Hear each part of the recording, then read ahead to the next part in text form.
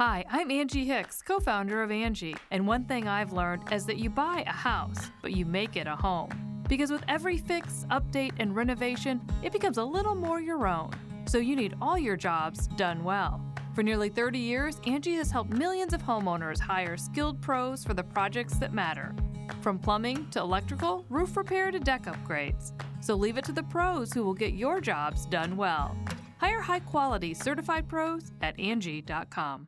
Your teen requested a ride, but this time not from you. It's through their Uber teen account. You drive your teenager around, a lot, to their friend Jacob's house, their other friend Jake's house, to James's, to Jaden's, to Jalen's, to... Mom? This is Jake's house, not Jacob's. Now with an Uber teen account, your teen can request a ride under your supervision. They'll ride with a highly rated driver, and with live trip tracking, you'll follow along the whole ride to their friends' houses that all sound the same. Add your teen to your Uber account today. See app for details. Bye, Mom. Every 2 hours, like early in the morning when the defrost cycle would kick in during the winter, I mean, I wouldn't want to make the noise for it because it would be so loud and annoying that just do it. You'd probably throw a short, just, like kind of like that. Mm-hmm. But it would enough to jolt you awake, like, oh! Like when you wake up. This is the plaintiff, Jonathan Carafino. He says he hired the defendant, who's a lawyer, to represent him on a noise complaint case he had with his neighbor regarding a very noisy air conditioner. The louse took his hard-earned money and never did what he was hired for. After a little digging, he discovered he's done the same thing to other clients and has been reprimanded for it. He's suing for $500, the amount he paid for services never rendered.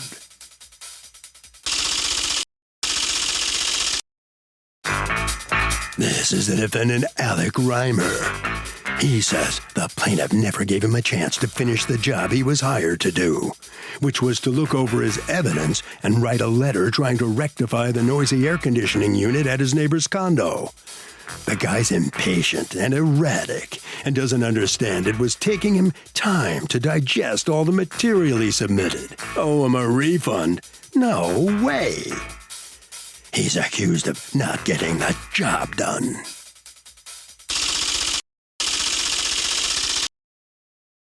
The defendant has filed a countersuit for $500 for harassment. All parties, please use your right hand. What you are about to witness is real. The participants are not actors. They are actual litigants with a case pending in civil court. Both parties have agreed to drop their claims and have their cases settled here before Judge Marilyn Milian in our forum, the People's Court. The People's Court is now in session. The Honorable Judge Marilyn Milian is now presiding. Litigants have been sworn, Your Honor. Thank you, Douglas. You're welcome, Your All Honor. right, Mr. Carafino, you are suing your former lawyer, Mr. Reimer, for $500 that you paid him, that according to you, he has not earned or done anything with. You are counterclaiming against Mr. Carafino for $500 for harassment. Let me hear from you first, Mr. Carafino. Okay, I've pretty much been through a lot as far as like, I hired him for like an HVAC unit that was making like a ridiculous amount of noise. Your own or someone else's? No, it was somebody else's, and he was supposed to write a letter to that owner. Like a neighbor? Well, it was somebody that was across the way. It was actually below me, but they have a weird setup there in our condominium complex. And so their HVAC unit was literally like less than a foot from my bedroom window. Mm-hmm. And that thing was from 1988. Mm-hmm. So it was really old, time to be replaced. And every 2 hours, like early in the morning when the defrost cycle would kick in during the winter, I mean, I wouldn't want to make the noise for it because it would be so loud and annoying that just do it. You'd probably throw a short, just, like kind of like that. Mm-hmm. But it would enough to jolt you awake. You're like, oh! Like when you wake up. That's the kind of, so every 2 hours. Okay, I have the visual. I'm sorry, I didn't mean to swear. No, it's fine, it's fine. That was just, but anyway, so I ended up like, it got so bad, like I had to go to like emergency room from lack of sleep. Or, Did you ever speak to, out of curiosity, did you ever speak to the neighbor? No, I actually called the guy who actually owned the unit. Right. And I sent letters to him. I called him. I told him all about it. And what was their response? Just, we're not going to do it. And he had actually. And what about the homeowners association? They basically told me that they were powerless to do anything about it. They couldn't force Mr. That's Rocco. not true. Well, No, I don't doubt they told you it that. costs them money. Right. I don't doubt they said to you they were powerless. I'm just saying that they're not powerless. That's silly. Of course, they have the power to, to figure out if this is true and if there's a nuisance to stop it. But in any event, so how do you meet Mr. Reimer? Mr. Reimer, I'm an appraiser. And I buy and sell stuff for a living. When people clear out their houses, when somebody dies or somebody's moving, they come to me because I'm an expert in every category of art and antiques and whatever. And he called me to look at his stuff to see, because he was moving, and I didn't really know where he was going, but it didn't really matter at the time. So I looked at his things and I sold them for him. I did the best I could with what he had. Because he was in desperate need. So I took it on consignment, sold him the stuff, and then basically gave him half. Okay. The way we read a written contract. And was this a house or an office that was? This was his house that he used as a home office. Okay. So tell me what happens. You strike a conversation with him, and then you tell him about your HVAC woes, and what happens? I think that conversation came up why he was I had him come pick up some stuff that I wasn't able to sell of his. So he came to my address and I told him about the problem. And he said that would drive me insane. I'd do something about that right away. Something about how I would just, I'd kick some or something like that. Well, no, you're not going to do that, but you are going to go to court maybe. And all right, so go on. I didn't mean. Is the problem still persisting, by the way? Well, very nicely. I think things started working my direction. Just 2 days ago, they replaced the machine. Oh, good. So okay. I don't have to deal with it. All right, and so how did that happen? Did the owner relent? I don't know what happened. I did talk to the guy who replaced the HVAC unit. You just, one day you're walking in and someone's replacing the HVAC unit? Yeah. Just out of the blue? Out of the blue. I'm kind of lucky that way. All right. Well, enough about the sleep problems. Let's talk about Mr. Reimer. So he says, I would do something about that right away. And then what do you two decide?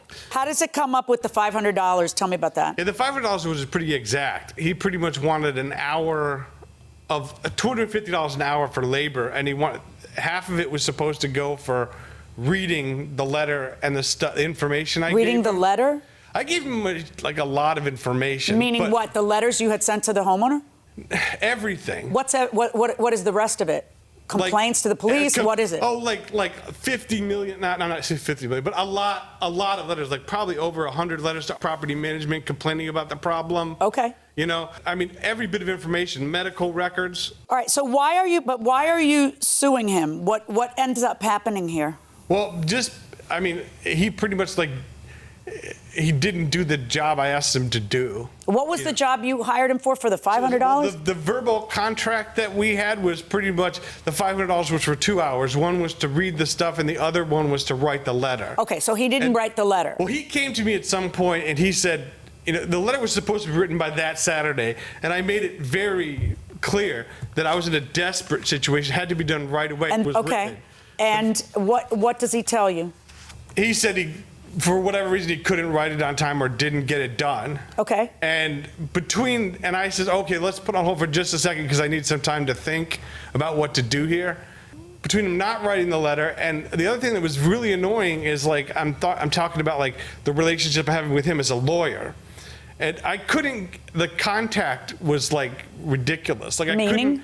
Couldn't get in touch with him on the phone. It was very difficult to even, all he wanted to do was text. And then when I texted, he didn't answer. If he did answer, it was very rarely, or it was a 2-line answer or something so our communication wasn't there. And I was when did you decide I want my money back? In January or later than that? It was pretty soon, after. Because I was getting What was he saying was the reason? I forget the reason he said. Okay, let's hear from you, Mr. Reimer. Go ahead and talk to me. What happened here? Morning, Your Honor. Yeah. I initially found an ad in the newspaper for Mr. Carafino who said that he sold collectibles.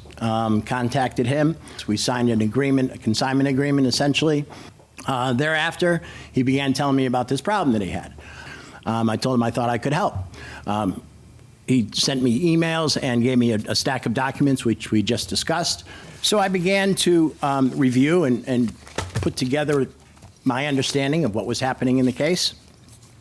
The first time that there was any real issue, he says there was no communication. I have all of our text messages and the like between one another. Can I see that? You sure may. You're welcome. Okay. So Thereafter, as Mr. Carafino stated, I was moving both my home and my office. It was a very sort of tumultuous time for me. And there became a period of time where about 6 weeks I didn't even have an assembled office because it was in moving trucks and long sordid story. But nonetheless, there came a point in April where I was speaking to Mr. Carafino and I told April? Yes, this was the first time that it just really came to a head. And you'll see in But from January to April, what happens? I mean, it's just a letter, right? Like, I mean, the letter. Well, there was a writes itself. lot of information I know, I'm to looking at digest. it. Like, it's all these complaints. They all sound exactly the same. There's 100 of them. That's the one paragraph of the letter. He has written over 100 complaints between the dates of blah, blah, blah, blah. I mean, the letter kind of writes itself, doesn't it? Yes and no, in my opinion. How no? Well, because if you don't understand the intricacies or the parties with whom he's already communicated. Who are they going to be? They're going to be the owner of the unit and the condo association. The management company. Right. Right. But the problem is the management company has various people. They change So personnel what? How does that all the affect time. the letter you write, though? Well, because before I was going to write any letter, I wanted to make sure that I understood all of the players and all of the intricacies that might be Right, but how's involved that going in to affect the letter? Like, really? Come on, I'm a lawyer, too, right? And so Yes, Your Honor. I'm wondering how it's going to affect the letter. By the way, you're wrong. You did not lose it and ask for a refund in January. I see you in February still sending him stuff or something. I It don't was know. April 4th. Before Yeah, the so he's right. But that, you know, ironically, I was thinking you were impatient, and he's saying you were way more patient. But, all right, so hold on. So go ahead. So in early April, I came to him. I told him that I had been through a lot in the end of March. It was just with the move, and there was a number of other things going on. I said I apologized to him, and I told him that I would be happy to make this right for him within 48 hours. He agreed. Okay, on February 24th, I see that you send him a text saying, I will be sending the letter out tomorrow or Saturday. He says, okay, great. And then on Monday, he says, I assume you sent the letter off, but I still didn't get a copy. And a few days later, John, please, I'm extremely busy at the moment. I did not forget you. I don't know what that means. Did you send a letter then or didn't? Did you ever send a letter? Did not. Okay. Look, if you're really that busy, why don't I just give it to another lawyer? It doesn't seem like you have time to be a lawyer. John, I will and can handle this. A little patience. I've spent quite a bit of time reviewing all the documentation you've provided. I have no doubt you can handle it, but time is really of the essence. Every night I go without being able to sleep. I mean, seriously, how long does it take to write the letter? Again, Your Honor, you know, I'm just going to. I know you don't have an office, but so did no one else for the last 2 years. You know what I mean? Like, I know. People work without an office, you know? So, Hi, I'm Angie Hicks, co-founder of Angie. When you use Angie for your home projects, you know all your jobs will be done well. Roof repair? Done well. Kitchen sink install? Done well. Deck upgrades? Done well. Electrical upgrade? Done well. Angie's been connecting homeowners with skilled pros for nearly 30 years, so we know the difference between done and done well. Hire high-quality, certified pros at Angie.com. This episode is brought to you by Coffee Mate. Coffee Mate is the world's biggest coffee lover because we love all the ways you enjoy. Wait. Coffee Mate can't love coffee more than me. I'm a foodie. I went to Kyoto just for a nitro matcha latte. What? Oh, I have to finish the ad. Coffee Mate, for the love of coffee. My office was literally. yeah, but you don't need anything that's in the boxes. It made it very difficult. Dude, you don't need anything that's in the boxes. He gives you this, and I'm going to write the letter right now. Please be advised that I represent Mr. So-and-so. As you are well aware, Mr. So-and-so has been complaining about a problem with a noise violation, which violates statute X, Y, and Z. He has made this known to you as the condo association and you, Mr. So-and-so, as the owner. My client is entitled to have peaceful enjoyment of his... I mean, I can write the letter in 2 seconds, and so can you. So really, why didn't you write the letter? Just as I said, Your Honor, until I was comfortable that You did nothing of use for him. And if you're not comfortable, I think that what happened is you had other stuff going on. You had other stuff going on and whatever, and then he's on a back burner, which is something that the bar has reprimanded you for, right, before? That you're juggling too much? All right. Well, so you need to think about that. But in the meantime, your lawsuit against him for $500 for harassment. Okay, first of all, there's not even, I don't think your state even has a civil claim for harassment. But let's pretend there is. If there were a civil claim for harassment in your state of Connecticut, let's assume there is, all right?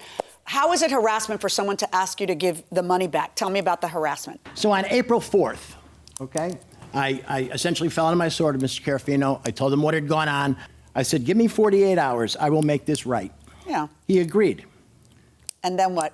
Less than 24 hours later, he reneged on that agreement. Okay, why is it that, like, it's kind of funny because you're patient for January, February, March, April, and then at the end of April, he says, give me 48 hours, you say okay, and then you change your mind. Why did that? At that point, I just wanted to hire another lawyer because we were having... No, but what happened to make you change your mind from saying yes to then saying no 24 hours later? You're right, I was very, very patient, you know. Like, no, but what happened to make you... What was different in those 24 hours to make you change your mind? I just thought of all the things, like I thought of every single thing, like the communication, all that stuff, and then finally I just exploded, and I'm like, I do not want to deal with this anymore.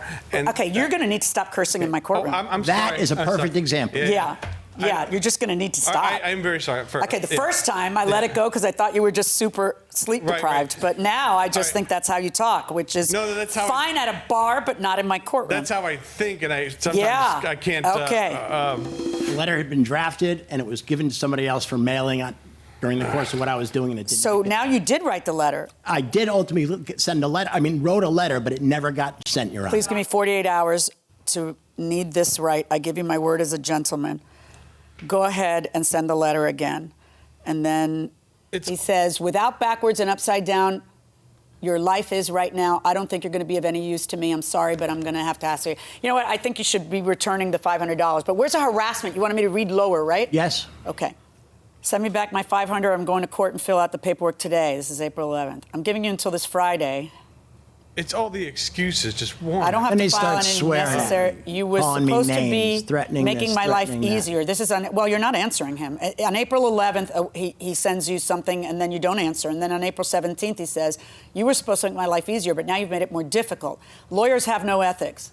I beg your pardon. I said this. I meant this lawyer. Yeah, but you didn't say that. You said lawyers have no ethics. Can I explain that? No, you don't. I have no ethics, and now I've got it. Now, I'll just stop. You think I'm that thin-skinned? I'm not that thin-skinned. The phone has a Stop correction. talking. I know what autocorrect is, but I'm pretty sure that you meant that by virtue of the other things I've read in this file, but we'll get to that in a moment. Okay. So now I have to something to get sue to get my money back. What a hassle. It's anything but a gentleman. I'm asking you one last time, send me my... And then, and then on April 22nd, you are such a... I've never even heard that expression. I'm filing the court papers now to sue your blank. I'm going to see if I can get you removed from the bar so you can't be a lawyer anymore, you piece of blank. Listen, one of the things they teach us in lawyer school or thereafter is that, first of all, you should have things in writing. You're supposed to have a retainer agreement in writing that it spells out everything. You didn't do it in this case. Then you've got a guy who's threatening to send you to the bar. Did he end up sending you to the bar? No. Okay. Well, you don't know that that's not going to happen tomorrow.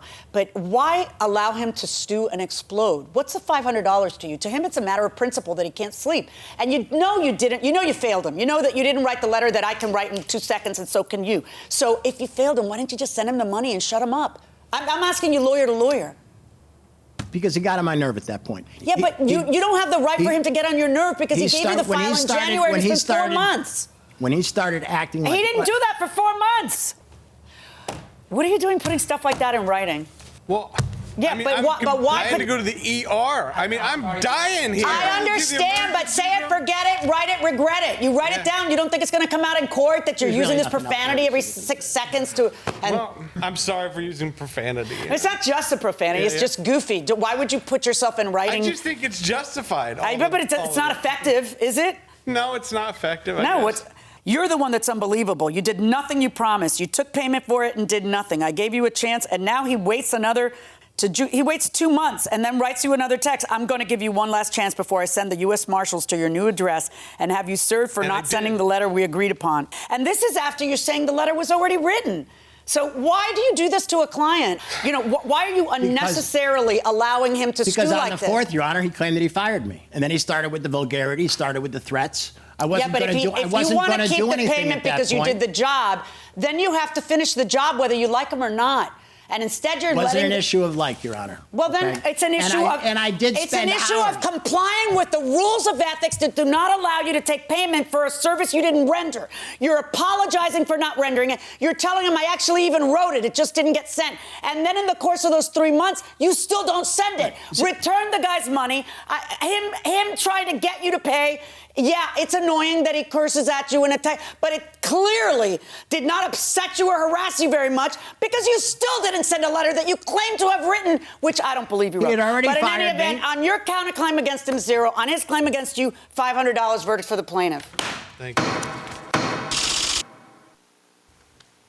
So the plaintiff is going to get his $500 back finally, and the lawyer, Mr. Reimer, just got leveled by the judge for not doing his job. Mr. Reimer, what's your reaction to what the judge just had to say to you? She let you have it. I don't feel the court allowed me to fully express my position on this case, and the judge made her decision, and I'll respect it. You don't think she was right that you delayed doing what you were paid to do for months, without sending that letter? I think the delay was unfortunate. I did discuss it with my client directly. We had a new understanding, and he then reneged on it. Okay, very good. Well, it wasn't a great day for you in court. The exit's on your left, sir. Sorry about that. It's all right. You have a good day. Okay. Mr. Carfino, you are finally going to get your $500 back. It's been quite a trip for you, hasn't it? Oh, God. At least it's over now. I've never seen Judge Milian so upset in my entire life, and I watch a lot of her stuff. She was really upset. Well, she was upset with him. She was upset with you for your language. Yep. You should clean up your mouth a little bit. You're right. I should. Yeah. And I will. Okay. Well, very good. All right. All's well that ends well. Yeah, you win exactly. in court, and you're going to get some sleep at night. Good for you. Thank you. Thank you very much, Thank sir. you. Yep. Doug, I got to tell you, 4 months to write a letter seems very unreasonable to me, an unreasonable amount of time. The contract, the implication in every contract like this is that whoever owes a duty to act must do so within a reasonable period of time unless it's specified in the contract. Do trailers have the same sold as is as cars? Do they have to advise all damage when selling? We recently bought an older trailer and found more severe damage than we were told. Is there any recourse? What can we do? Typically, if you buy it off of Craigslist or from somebody who's selling it used, you're not going to get a warranty. It's going to be an as-is sale. No one's going to stand behind it, and it's kind of a buyer beware thing. You really ought to get it. That happens anytime you buy a used item in the secondary market. You just, you have to spend the $100 or $200 to have somebody inspect it. Or even $500 if it's a big investment. And some of these trailers have been rode hard and put away wet. Yeah. So you got to be aware of what it is that you're buying. Right. My dad works in B2B marketing. He came by my school for career day and said he was a big ROAS man. Then he told everyone how much he loved calculating his return on ad spend. My friends still laugh at me to this day. Not everyone gets B2B, but with LinkedIn, you'll be able to reach people who do. Get a $100 credit on your next ad campaign. Go to linkedin.com/results to claim your credit. That's linkedin.com/results. Terms and conditions apply. LinkedIn, the place to be, to be. This is the plaintiff, Angelo Natoli. He says the defendant watched his cat for a week. He was very specific about which food to feed him, and when he returned, the cat died a day later. The defendant fed him some vegan food. His beloved Carlos is now dead, and he's here suing him for the $5,000 he feels he's owed.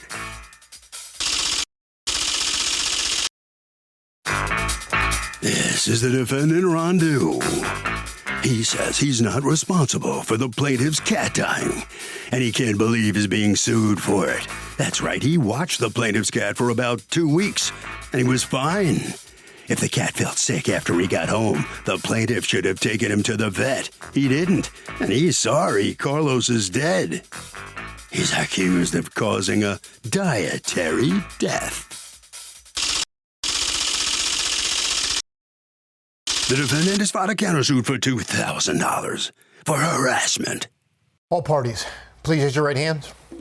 Welcome back to the People's Court. Next case on the docket. The plaintiff hired the defendant to watch his cat and says that the guy gave the cat the wrong food and the cat died on his kitchen floor. But the defendant says he watched the guy's cat for 2 weeks and everything was fine, and the cat didn't die until he was back in the plaintiff's house. So how's that his fault? It's the case of fatal feline food. Thank you, Douglas. You're welcome, Anna. All right, Mr. Natoli, what happened? So I was leaving for vacation, and I gave Ron specific instructions to feed him the cat food that I provided. It was very expensive cat food. It was important to me that my cat, Carlos, was on a ketogenic diet, and I suspect... Well, stop. Back up. Your cat was on a ketogenic diet? Yes. Why? Yeah, so I made sure that my cat foods were... only meat, none of the preservatives and stuff like that, because I don't think that it's okay, healthy. That's different from being on a ketogenic diet. You know how I know? Well, because I am on a ketogenic diet, and I hate it, and it's miserable. And it doesn't mean that there are no other, that your cat is only on a ketogenic diet. That is different from, I feed my cat this cat food, this is what my cat likes, and my cat likes meat, and that's how it goes. All right, so you had specific instructions to Ron, and how did you know Ron? We met through a mutual friend and eventually started working together. So Ron is a friend and was a friend. So you had asked him to take care of the cat, and were you paying him to take care of your cat? Yes, I offered to pay him $500 to watch the cat, which I paid him. Okay. Now, so you go to Peru. He watches the cat. Do you ever receive any text from him at any point in time that there's a problem or anything else? No, nothing at all. I was under the impression everything was going smooth and great. Okay. And then I come home and I pick up Carlos, and he was a little lethargic, but I don't know, maybe it was because he was not home, and he, I don't know. But I woke up the next day and he was deceased. Okay. What time did you wake up the next day and find him deceased? It was 5 a.m. because I start work at 6 o'clock. So I wake up at 5. I usually feed him before I leave my house, and he was deceased. Okay. Now, when you dropped off Carlos, you actually also wrote, I'm going to bring his favorite cat food. Please only feed him with it. It was pretty explicit. And then at 3:14 p.m., you text him, not at 5 in the morning, WTF did you do to Carlos? You killed him. Bro, I didn't kill your cat. I don't know what you're talking about. I knew something was wrong when I picked him up, and I got home from work today, and he was dead. You did not say what you said in court. Why is what your testimony in court, why is it different than what you texted? Because when you texted, it just happened. Probably because you didn't wake up at 5 in the morning and see him dead. Probably because you went to work, and then when you came back is when you found him dead. Because the text is until 3:14, and you specifically say you got home from work. You killed him. You make this right. He's dead because of you, Ron. You're a monster. I trusted you, and you let this happen. It was all you. Answer me. How are you going to make this right? Listen, man, my cousin's cat just had kittens. We've been friends so I presume you guys must have talked between May 17th and May 19th. When he texts you all this, do you call him Mr. Ron Do? Did I call him? No, he called me. Okay, he called you, and then tell me about the conversation. He accused me of being the reason his cat died. Basically, he was saying that I'm the reason his cat died because I fed it. First, he asked me what kind of food did I feed the cat. When did he ask you that? After the cat died. Okay. And what do you tell him? I told him I fed his cat vegan cat food that I had. And why did you do that when he specifically told you that he was bringing the cat food he wanted you to feed his cat? I mean, the reason why, because it's a cat. I fed it to cats before. Yeah, but I read out loud and showed on the screen the text that he sent you saying, please only feed him my cat food. He said that, and then he brought you all the cat food. So why didn't you just do what he said? Well, it's like this, Judge. If somebody sends their kid to my house for a day, for a play date with my kids. No. That is not what happened here. He hired you, and he paid you $500, right? Oh, it was more like a favor. It wasn't like a hire. I'm sorry. Did you or didn't you accept $500? Yes, I did. So you were hired to take care of his cat, and he gave you specific instructions, and then he handed you the cat food, which it saves you money if you just do what the guy said. So I'm curious why you didn't do what the guy said. I wanted to get rid of the cat food that I had here already, that I had in my home already, because I have no use for it, because I don't have a cat. I had a cat previous. But I'm going to show again the text the guy sent that said what you wanted you to do. I'm going to bring his favorite cat food. Please only feed him with it. And then he shows a picture of it, and then he brings it. So why don't you just do what you were supposed to do? Because I didn't really see the big deal in it. It was a cat. I mean, it's a cat. Yeah, but it's just as easy for you to do what the man said rather than force your vegan diet on the cat. Why would you? I wasn't forcing it. Well, it sounds like you were. I'm not understanding why you don't just feed the cat. What, you didn't like the smell of meat? Are you vegan? But Judge, you said... Are you vegan, yes or no? No, Judge, no. Okay, so now I really don't get it. I thought that might be a reason why you didn't want to smell the meat in your house, but... No, I don't mind smelling the meat, but I figured it was a cat, Judge. Like, right, cat no, food but is cat food. you have food here that he told you to feed it, and food here that's old from when you used to have a cat. What human goes to this source instead of this one? When you were specifically told to feed him only this food, why would you feed him something else? I didn't really pay too much attention to that order. Like you said, he ordered me to give him that cat food because I didn't think it was that serious. I didn't think it was a directive, or I didn't know the cat was on some special keto, whatever he said. I don't know that the cat was on a special keto anything. I just don't get why if someone gives you an instruction, I don't get why you don't just follow the damn directions. What does your shirt say, Mr. Natoli? Justice for Carlos. That was my cat's name. Oh, my goodness. Okay. And this was the last picture I got to take of him before he passed away. Okay. All right. So, Mr. Rondu. Yeah, let me hear from you. Judge, I didn't realize that I was being hired. It initially came across as like a favor, and then he said he would compensate me for it. Before you took the cat, he told you that he'd compensate you. Yes. Now, Mr. Natoli, let me ask you a question. When you came home and found your cat deceased, according to you, you buried the cat because there's no reason to take it to the vet. You weren't going to pay for an autopsy, et cetera, right? Absolutely, right. He should have. No, he shouldn't have. You're so confused. See, you think I have to decide who killed the cat. And that's what he wants me to decide because he wants $5,000 from you. So he wants me to decide that you were negligent, that you negligently killed his cat by not following his directions. But I just want to understand one simple thing. If a guy pays you $500 to cat sit and says, this is the food I want you to feed my cat, and then gives you that food, why do you reach for something else? It wasn't to bring harm on the cat. I believe you. I believe you when you say that. I know you weren't intending that, but why do you do it at all? Why do you grab at something else? I had the cat food. If you have tuna in your cabinet and you bring home new tuna, you're going to use the older tuna first, right? No. If somebody pays me $500 to cat sit and they say, this is what I want you to feed my cat, I'm going to feed them exactly what they told me to feed their cat. I don't know why that cat died. But I know that I tried to put my dog on a vegan diet, and my dog was getting a tummy ache, and I said, well, this is going out the door, and I threw out the $40 bag of whatever it was because my dog didn't like it. He accused me of selling the food. I don't sell cat food. I don't sell anything. Now, you are counterclaiming against him $2,000 for harassment. For what? Judge, the text messages, the phone calls, I blocked him. He's talking about me to other people, or mutual friends that we had. It's really like he's giving me a bad name as a cat killer. I offered him a kitten. I offered him a hamster. I offered him money for the cat.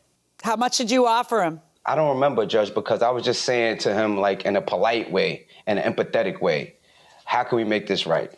He didn't want the kitten. He was calling me, texting me. It is harassment, Judge.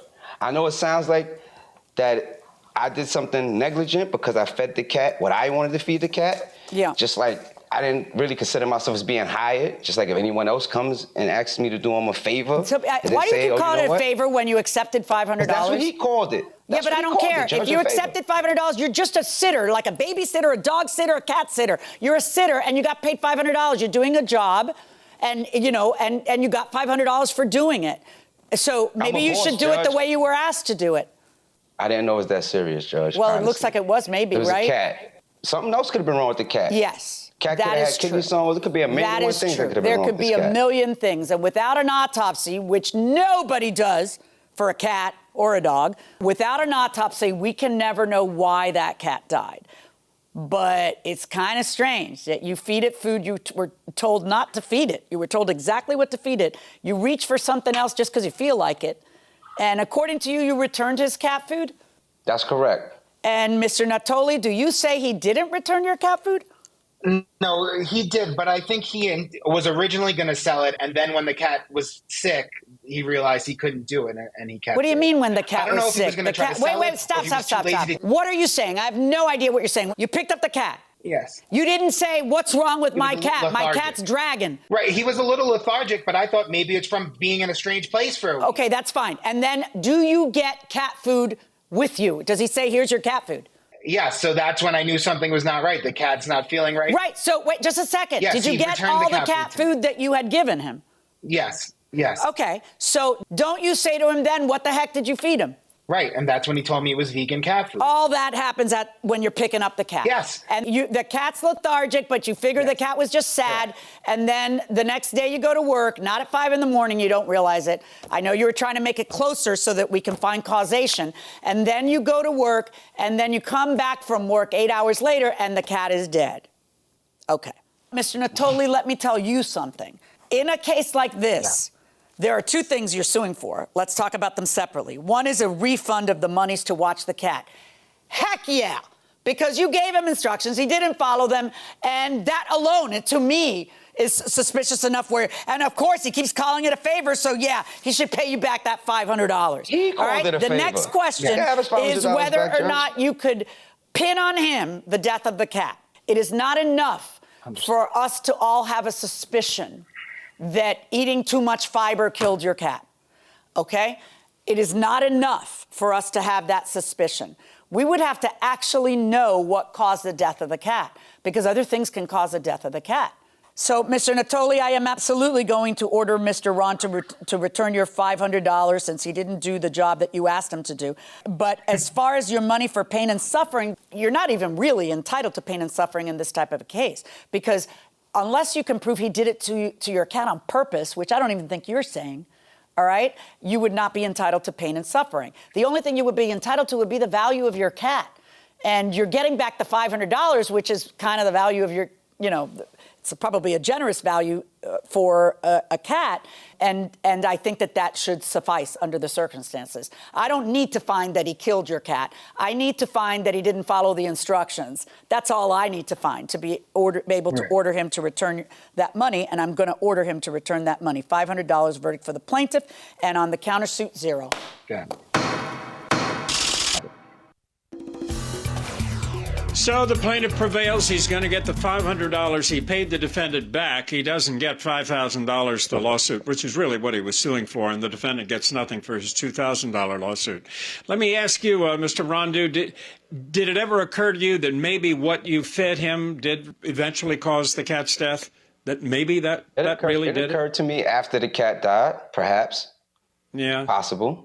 I mean, do you feel at all bad? You don't show any remorse at all. I mean, I don't have any I think if remorse. I were in your position, I'd feel really bad that the cat died. I did initially, How do but you feel? after I got harassed, I could care less. It's a cat. Yeah.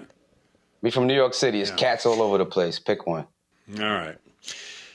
Well, that's your opinion, and you're going to have to live with it, okay? Mr. Natoli, look, you're going to get $500 back. I know that doesn't replace a beloved pet. How do you feel about what the judge decided? You certainly don't get $5,000. I feel like the judge repaid me the price I paid him to watch the cat, but I'm still without a cat. So, I think I still ended up a loser. But Ron will get his, he'll get justice in this life or the next one. All right. And I know you two still work together, so good luck. I don't know. Are you trying to avoid each other on the job? Do you run into each other often? Unfortunately, we run into each other, but I try to speak to him as little as possible. Okay.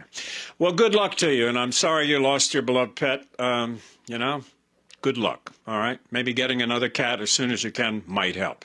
Well, Doug, I mean, it's pretty simple in this case. You need expert testimony to prove that kind of linkage between the defendant's act and the cat's death, and it just wasn't here.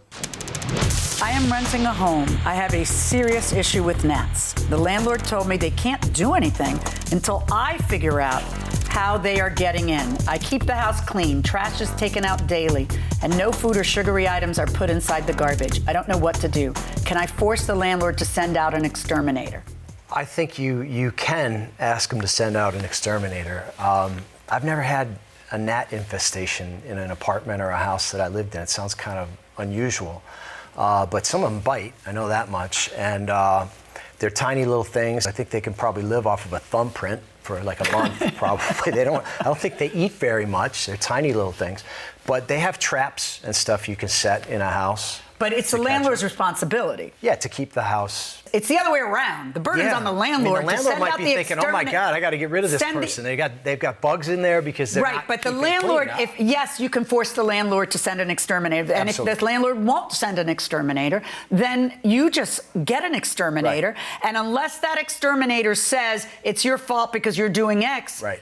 Then you deduct it from next month's rent. Absolutely. Because the job of extermination is really the landlord's. Unless you have a lease that says it's your job, the job of extermination would be the landlord's. And if the landlord has a conclusion from an exterminator that it's something the tenant did, then yes, the tenant should have to reimburse. Kind of shifts it around. But everybody's sitting here saying, no, you've got to call. Just call the exterminator, get the report, and if it's not your fault, the landlord should be paying for it. Right. You can't dust for gnats to know where they came from and how they originated. Et cetera. But and the gnats aren't talking. No, and most landlords get contracts with companies that do this, that treat these kinds of things. But I've found, because we have a contract with a company for a very large company for a little. That no matter what I tell them I have, that's not covered. Not covered. Not Get to the covered. fine print. I'm like, oh, there's stink bugs all over.